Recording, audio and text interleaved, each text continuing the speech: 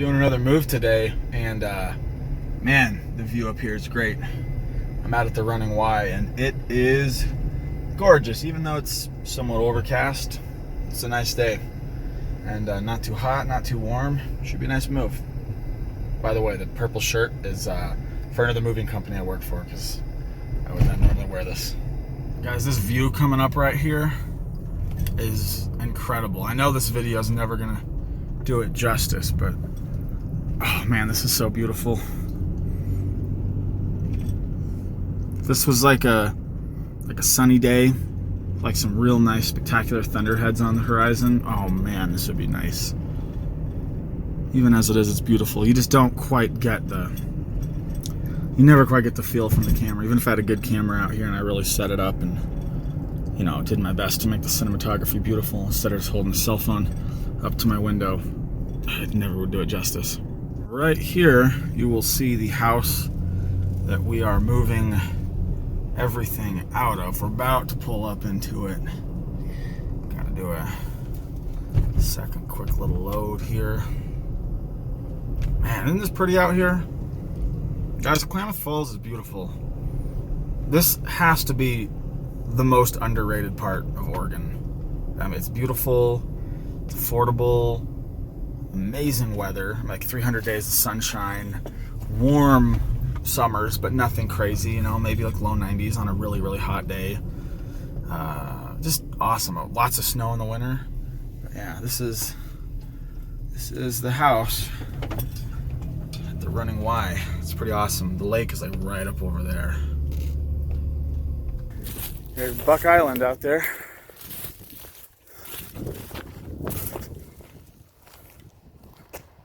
Man, quite the bluff here.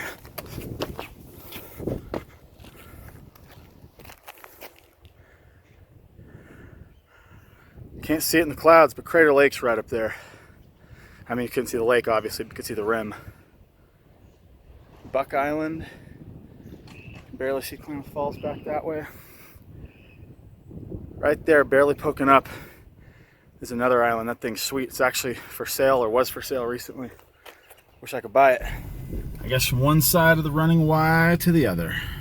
That island I was just pointing to, I forget what that one's called, but I guess it's privately owned. It's been privately owned since like the 1890s or 1910s. And the family that owns it has never done anything with it, so they just decided to sell it very recently. It was listed just in the last few months. I don't think I saw it listed anymore. I don't know if that's because they took it down or it sold or what, but it's like, I want to say it's like 125 acres or 160 acres. It's pretty big. It kind of is a crescent shape. You could set up, like, I would love to have it, put like a cabin on it, put a little infrastructure. It wasn't very expensive. I mean, it's obviously out of my price range, even for a house, let alone for an island. But it was $395,000. I mean, not that crazy for how cool it is.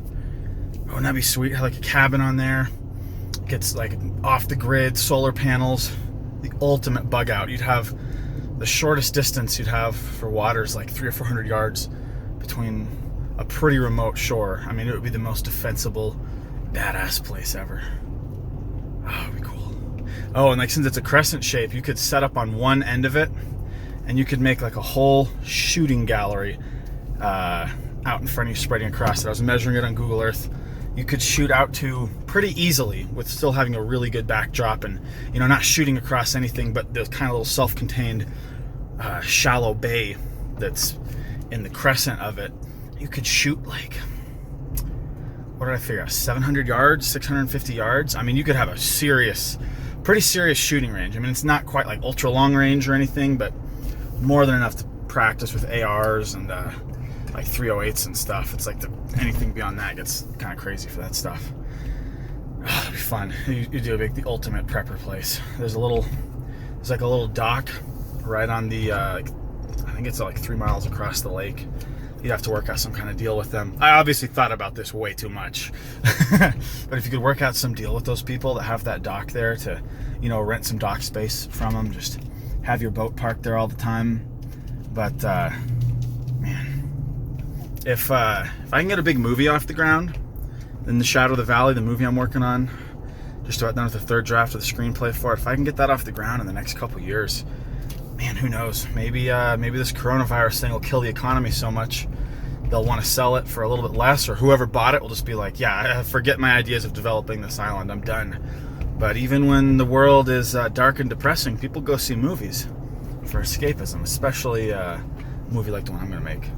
So maybe I'll be able to get it yet, or maybe like me and my brothers and Travis and like some of my good boys to all kind of go in on it.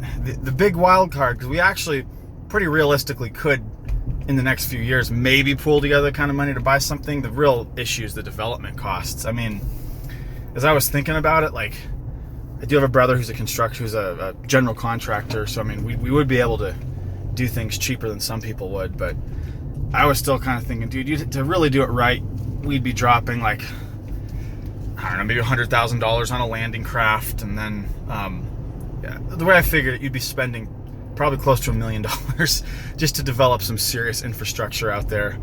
Like haul all the stuff out there. I don't think I could find a decent sized landing craft for less than like $100,000, $150,000.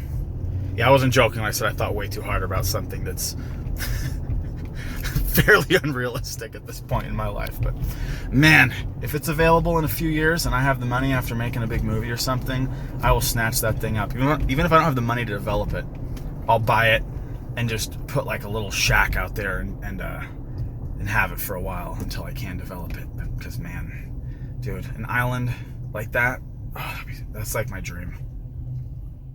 Baller house right there. I like it.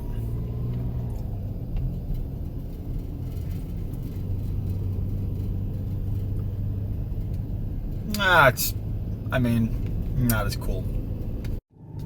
That is also a very sweet house. Love rustic, big old cabiny sorts of houses.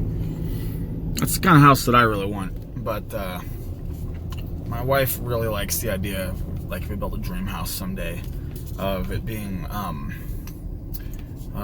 adobe, what's it called? Stucco. That's what she wants. Kind of more of a southwestern style house. But I mean, we can figure out a nice compromise. I actually helped shoot a movie in that house. I was the boom mic operator on Phoenix, Oregon, which you can actually watch online right now. It's a good movie. It's a little indie dramedy about bowling. It has some people in it you might even recognize too. I mean, I had for around here, a decent budget in the grand scheme of things. Very, very small, a couple $100,000 or something. But it's good. You wouldn't guess it's like super low budget. It's very, very well made. It's a good movie. It's fun. I'd definitely check it out. You can actually watch it like right now. It was supposed to have a limited theatrical release starting like a week or two ago, but unfortunately the coronavirus thing kind of tanked it. But they sort of pioneered the theatrical at home thing that all the big movies are doing now. I mean, Scarlett and I went and saw Onward like the last day you could in the theater, and now you can just watch it at home, rent it for like $20. And I don't know if it's happening with those movies, but I know with Phoenix, like, part of the money is going to the theaters that were supposed to be playing it to kind of help support them during these trying times too. So it's a pretty cool thing. Like, definitely go check it out and support it. I worked on it. I cameo in the background as an out-of-focus dude in a couple scenes. It's good. If you like Southern Oregon, it's great. It's called Phoenix, Oregon, which there's the Phoenix, Oregon over by Medford, but it takes place, or it's shot in Klamath Falls, Oregon, but Phoenix makes sense given what the story is. You guys should definitely check it out. The director and the producer, Gary and Annie Lundgren, they're married and they're awesome people, and I really like them. So definitely go support them. It's worth it. You want to support some local filmmakers. Dude, I just straight up saw a guy walking a cat on a leash. I wish I could get that on video. I hope he's still out when I drive by. That's just, it's embarrassing. Real nice looking place. So we just finished that move we were doing this morning out at the Running Y, and it really highlighted something very strange that I've noticed lately, but that it is bizarrely consistent, and that is that people in Klamath Falls tip massively better than people in Medford do. It's really weird. Like the last couple moves I did in Medford, the last two, I did like a 13-hour move and an 8-hour move. Both were older people. Like one was like a couple in their 70s, clearly seemed to have some money. They had a very nice house that I'm sure they made some money on selling, since I think they lived there for 40 years. There's no way, with the way the market's been, they didn't make a nice chunk of money. And the other one was a nurse who'd lived in the house for 22 years. I would assume owned it outright. And yeah, she was selling it and kind of downsizing. So I'm sure she made a fair bit of money too. Neither of them tipped. They hadn't packed. They were long, awful moves with a bunch of awkward stuff. And we worked hard. We were really nice. They seemed to think we were really friendly. No tip whatsoever. And according to Travis, that's the way it goes on probably like 80% of the moves that he does over there. Here in Klamath, I've probably done 15 moves over here since December. I think out of those 15, 2 of them haven't tipped me. The move we did today was 2 hours long, and like just over, I think it was like 2 hours and 15 minutes, probably 20 plus minutes of which we spent just driving around the Running Y Ranch, moving stuff from one place to another. And I mean, living at the Running Y, I'm sure the guy has a decent job, but he was like a single guy in his late 30s, which I mean maybe means he does have decent money. But dude, he gave us each $40, like a very, very generous tip. Like more than doubled our pay rate. So, and that's not uncommon. We've done moves that took 45 minutes and people would throw us $20 or $30. We did a 4-hour move the other day where a lady threw the 3 of us who were on the move each $80. This almost never happens in Medford. It's actually like it's weird, because Travis and I have also done moves, a bunch of them in Southern California. And that's kind of like Klamath Falls. Like 90% of people tip, and tip well. It's pretty typical to get like like the moves that we did the other day. It would be pretty standard to get like a $60 tip for that. Doesn't really happen here. I barely ever get tipped in Medford. It's very, very strange. And I've seen the same thing when I'm doing food deliveries too. My per order average here in Klamath Falls is so much higher than my per order average. I need to actually go and do the math on it at some point. But put it this way, I think in Klamath Falls I have about an 85% acceptance rating. I only turn down the really low orders. Whereas in Medford, I have more like a 50% acceptance rating. And I still think that I maintain a higher average job here in Klamath. Like the amount of $10, $11, $12, $15 jobs that I get here dwarfs the amount of jobs I get that big over in Medford. And I mean, you will get the outlier that tips really well. The other day I got a $15 tip from a guy for an order that took me 10 minutes start to finish. Got paid like $18 or $18.50 for the whole thing. So, you know, I mean, obviously people, there's nice, generous people everywhere. But yeah, it does not compare. And it's funny because Medford and really everywhere else in Southern Oregon is very snooty about Klamath Falls. They really, really look down on Klamath Falls and act like it's like a trashy, like kind of like the low rent, poor place. Dude, people in Klamath are nicer. The weather's better.